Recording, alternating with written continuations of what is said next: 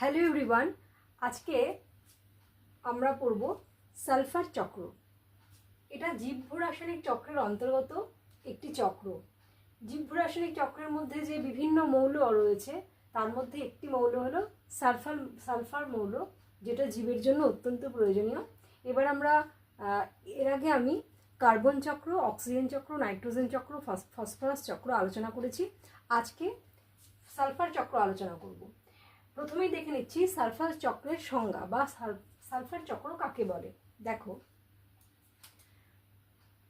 যে চক্রাকার পদ্ধতিতে পরিবেশ থেকে জীবদেহে এবং জীবদেহ থেকে আবার পরিবেশের মধ্যে আবর্তিত হওয়ার মাধ্যমে পরিবেশের মধ্যে সালফারের সমতা বজায় রাখে, সেই চক্রাকার পদ্ধতিকে কি বলা হয়? সালফার চক্র। এবার দেখো, আমি কি বললাম, যে চক্রাকার পদ্ধতিতে পরিবেশ থেকে জীবদেহে, পরিবেশের কোথা থেকে?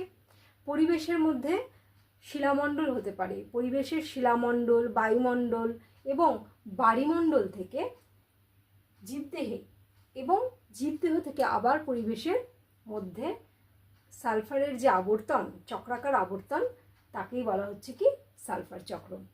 আচ্ছা, এবার এই সালফার যে চক্র আবর্তিত হচ্ছে, এই সালফারটা কোথায় কোথায় পাওয়া যায়?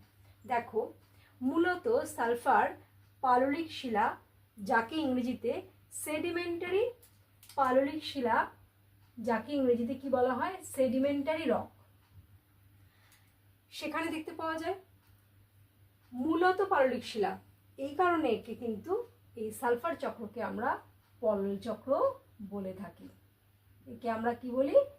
পলল চক্র বা সেডিমেন্টারি সাইকেলও বলে থাকি। ঠিক আছে, তাহলে পাললিক শিলার মধ্যে পাওয়া যায়, সমুদ্রতে পাওয়া যায়, উল্কাপাত হয় সেই উল্কার মধ্যেও থাকে, ভূপৃষ্ঠতে থাকে, বায়ুমণ্ডলের মধ্যে সালফার থাকে, এবং উদ্ভিদ এবং প্রাণীর মধ্যে প্রোটিন রূপে কিন্তু সালফার থাকে। ঠিক আছে, তাহলে আমরা সালফার চক্র কাকে বলে এবং সালফার কোথায় কোথায় পাওয়া যায় আমরা দেখলাম। এবার আমরা দেখে নিচ্ছি উদ্ভিদ দেহে সালফারের ভূমিকা কি। ঠিক আছে, দেখো, উদ্ভিদ দেহে কিন্তু সালফারের গুরুত্ব রয়েছে। কিরকম? উদ্ভিদের মধ্যে যে সালফার থাকবে সেটা কিন্তু উদ্ভিদ দেহে সালোক সংশ্লেষের হারকে বাড়াতে সাহায্য করবে, অর্থাৎ সালোক সংশ্লেষের পরিমাণ বৃদ্ধি পাবে। তাহলে কি হবে? উদ্ভিদের বৃদ্ধিতেও কিন্তু সাহায্য করে কে? সালফার। উদ্ভিদ দেহে অ্যামাইনো অ্যাসিড রূপে সালফার থাকে। উদ্ভিদ দেহে যে প্রোটিনের সংশ্লেষে সাহায্য করে কে? সালফার। সালফারের দ্বারাই উদ্ভিদের মধ্যে প্রোটিনের সংশ্লেষ হয়, প্রোটিন গঠন হয়। উৎসেচককে কার্যকরী করে তোলে কে? সালফার। সালফার উৎসেচক বা উদ্ভিদ দেহে এনজাইমকে কার্যকরী করে তোলে। এবং সিম্বায়োটিক উদ্ভিদ, যাকে আমরা সিম্বায়োটিক বা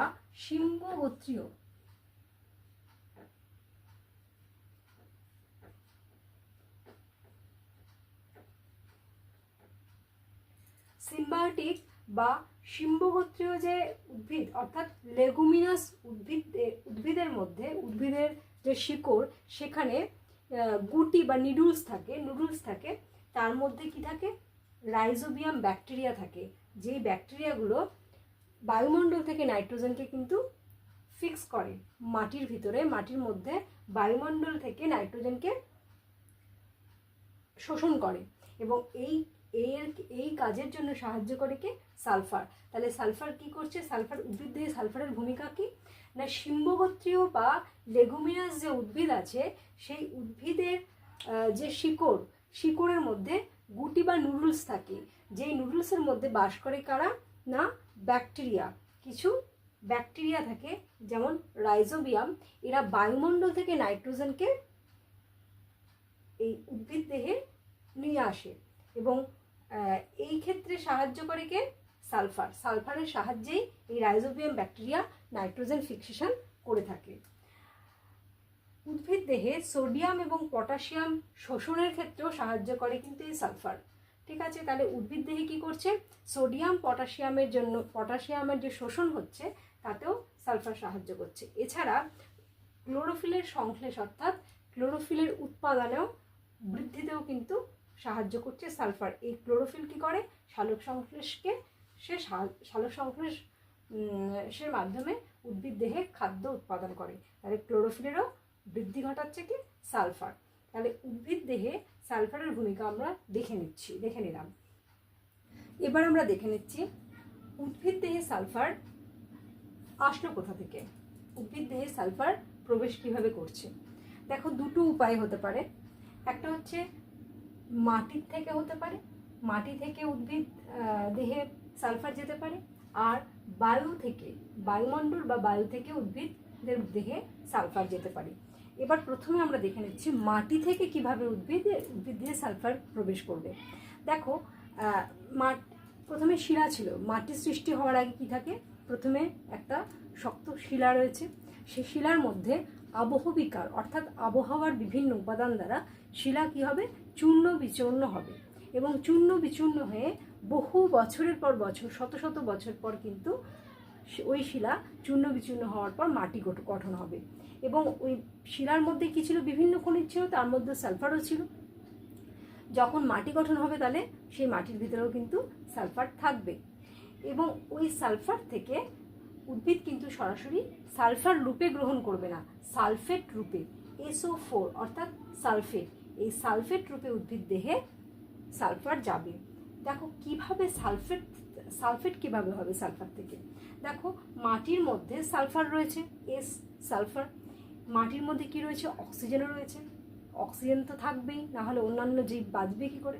তাহলে মাটির মধ্যে সালফার রয়েছে, অক্সিজেন রয়েছে, সালফার আর অক্সিজেন যুক্ত হয়ে কি হলো, SO2 অর্থাৎ সালফার ডাইঅক্সাইড হলো। এবার সালফার ডাইঅক্সাইডের সঙ্গে মাটির মধ্যেই থাকা জল অর্থাৎ H2O যুক্ত হয়ে কি হলো, H2SO4 হলো। H2SO4 কি হচ্ছে না, SO3-তে কনভার্ট হচ্ছে, অর্থাৎ SO3-তে পরিবর্তিত হচ্ছে, অর্থাৎ সালফার ট্রাইঅক্সাইড।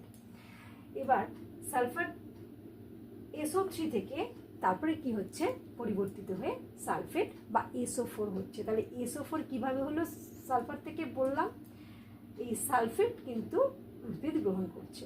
এছাড়া মাটির কিছু অণুজীবও আছে যে যারা সালফারকে গ্রহণ করে। তাহলে উদ্ভিদ দেহে মাটি থেকে কি করে গেল, বোঝা গেল।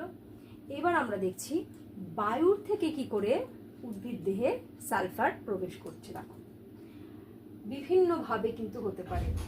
যেমন অগ্নুৎপাত হলো, অগ্নুৎপাতের ফলে কি কি গ্যাস বেরোতে পারে, সালফার ডাইঅক্সাইড SO2 এবং হাইড্রোজেন সালফাইড অর্থাৎ H2S, এই দুটো গ্যাস বেরোতে পারে, এবং বেরিয়ে এর মধ্যেও তো সালফার রয়েছে, এরা বায়ুতে মিশছে। ঠিক আছে। 2 নম্বর, জলাভূমি রয়েছে, সেই জলাভূমির মধ্যে থেকে H2S নির্গত হতে পারে। ঠিক আছে, সোয়াম্প বা জলাভূমি যেটা, সেখান থেকে H2S বা হাইড্রোজেন সালফাইড গ্যাস নির্গত হতে পারে। এছাড়া কলকারখানা বা যানবাহন আছে, কলকারখানা বা যানবাহন আমি এখানে আঁকিনি, আর যানবাহন থেকে, কলকারখানার ধোঁয়া বা যানবাহনের ধোঁয়া থেকে কি নির্গত হতে পারে, সালফার ডাইঅক্সাইড নির্গত হতে পারে, এবং সেগুলো কোথায় মিশছে, বায়ুতে। তাহলে বায়ুতে সালফার ডাইঅক্সাইড কিভাবে যাচ্ছে, দেখো, জলাভূমি থেকে যাচ্ছে H2S রূপে, অগ্নুৎপাতের মাধ্যমে যাচ্ছে H2S রূপেও যাচ্ছে, আবার সালফার ডাইঅক্সাইড রূপেও যাচ্ছে। কলকারখানা থেকে এবং যানবাহন থেকে যাচ্ছে সালফার ডাইঅক্সাইড, কোথায় মিশছে, বায়ুতে। এবং বায়ুমণ্ডল থেকে সরাসরি সালফার ডাইঅক্সাইড রূপে, দেখো, সালফার ডাইঅক্সাইড রূপে উদ্ভিদ দেহে কিন্তু সালফারটা প্রবেশ করছে। মাটি থেকে যখন প্রবেশ করেছিল তখন সালফেট রূপে প্রবেশ করেছিল, SO4 রূপে, সালফেট রূপে, আর বায়ু থেকে যখন প্রবেশ করছে SO2 রূপে প্রবেশ করছে। তাহলে উদ্ভিদ দেহে সালফার কি করে বায়ুর থেকে কি করে প্রবেশ করছে, আর মাটির থেকে কি করে প্রবেশ করছে আমরা দেখে নিলাম। এবার দেখো, উদ্ভিদ দেহে তো গেল, এই ডায়াগ্রামটা একবার আলোচনা করে নিচ্ছি। উদ্ভিদ দেহে সালফার প্রবেশ করলো, এই সালফারটা এবার খাদ্য শৃঙ্খলের মাধ্যমে বিভিন্ন প্রাণীতে কিন্তু সঞ্চারিত হবে, অর্থাৎ বিভিন্ন প্রাণী দেহে যাবে। ঠিক আছে। তাহলে বিভিন্ন প্রাণী দেহে যাবে, এবং সেসব প্রাণীর এবং উদ্ভিদের যখন মৃত্যু হবে তাতে কী ঘটবে? পচন, অর্থাৎ বিয়োজিত হবে। কারা বিয়োজন ঘটাবে? বিভিন্ন ব্যাকটেরিয়া। এবং গরু, মানুষ এবং অন্যান্য প্রাণী বা উদ্ভিদ যখন মারা যাবে তাদের দেহে পচন বা বিয়োজন শুরু হবে। এবং একে ইংরেজিতে আমরা কি বলি? ডিকম্পোজিশন শুরু হবে বা ডিকম্পোজ শুরু হবে। এই যে ডিকম্পোজ হলো, ডিকম্পোজের ফলে সালফারটা কিন্তু আবার তাদের শরীর থেকে জৈব সালফার নির্গত হয়ে কোথায় যাবে? দেখো, বায়ুমণ্ডলেও সালফার মুক্ত হতে পারে, আবার মাটির মধ্যেও সালফার আসতে পারে। আর একটা হচ্ছে বায়ু থেকে সরাসরি ভোলেটিলাইজেশন বা উদ্বায়ীকরণ বলে, যাকে উদ্বায়ীকরণ, ভোলেটিলাইজেশন বা উদ্বায়ীকরণের মাধ্যমে সালফার ডাইঅক্সাইড রূপে কিন্তু বায়ুতে মিশতে পারে। উদ্বায়ীকরণ মানে উবে যায়, যেটা উড়ে যাওয়া। বায়ু তো উড়ে যায়, সেরকম মাটি থেকেও কিন্তু সালফার ডাইঅক্সাইড রূপে বাতাস তো উড়ে যেতে পারে, উড়ে বায়ুমণ্ডলে কিন্তু মিশতে পারে। তাহলে এই ডায়াগ্রামটা আমাদের হয়ে গেল। দেহের সালফারের ভূমিকার পাশাপাশি প্রাণী দেহে সালফারের কি ভূমিকা, এবং সালফার চক্রটা একটা ডায়াগ্রামের মাধ্যমে, চক্রের মাধ্যমে আমরা খুব ভালো করে এখন সালফারের ভূমিকার সঙ্গে সঙ্গে মানব দেহে সালফারের কি ভূমিকা রয়েছে। দেখো, মানব দেহে উৎসেচক যে তৈরি হবে সেই ক্ষেত্রে সালফার কিন্তু সাহায্য করে। আবার আমাদের শরীরে যে কোষ থাকে সেই কোষকে ধ্বংসের হাত থেকে রক্ষা করে সালফার। এছাড়া স্বাস্থ্যকর ত্বক এবং লিগামেন্টকে মজবুত রাখবার জন্যে সালফারের কিন্তু ভূমিকা রয়েছে। তাহলে এরপর আমরা আসছি সালফার চক্র। পুরো সালফার চক্র এখানে ডিসকাস করছি আমি। তা ছিল শিলা আবহবিকার হয়ে মাটির মধ্যে, শিলার মাটির মধ্যে সালফার এলো। সালফার গ্রহণ করলো উদ্ভিদ মাটি থেকে, এবং উদ্ভিদের মাধ্যমে, খাদ্য শৃঙ্খলের মাধ্যমে বিভিন্ন প্রাণীর দেহ সালফার কিন্তু প্রবেশ করলো। তাহলে উদ্ভিদ পেল, উদ্ভিদ থেকে বিভিন্ন প্রাণীতে সালফার গেল, পৌঁছলো। এবং প্রাণী এবং উদ্ভিদ যখন মারা যাবে তাদের দেহাবশেষের পচনের মাধ্যমে কিন্তু সালফার আবার মাটিতে ফিরে আসবে, কিংবা আবার এখান থেকে বায়ুমণ্ডলেও মিশতে পারে। এরপর এই প্রাণী এবং উদ্ভিদ বহু বছর ধরে, দীর্ঘ বছর ধরে যদি মাটির নিচে চাপা পড়ে যায় তাহলে জীবাশ্মতে পরিণত হবে, জীবাশ্ম জ্বালানিতে। এবং এই জীবাশ্ম জ্বালানি দহনের ফলে কি হবে না, আবার সালফার ডাইঅক্সাইড মুক্ত হয়ে বায়ুমণ্ডলে মিশবে। এছাড়া অগ্নুৎপাতের মাধ্যমে, গাড়ি ঘোড়া, কলকারখানা প্রভৃতির যে ধোঁয়া, তার মাধ্যমেও কিন্তু সালফার ডাইঅক্সাইড পরিবেশে বায়ুমণ্ডলে গিয়ে মিশবে।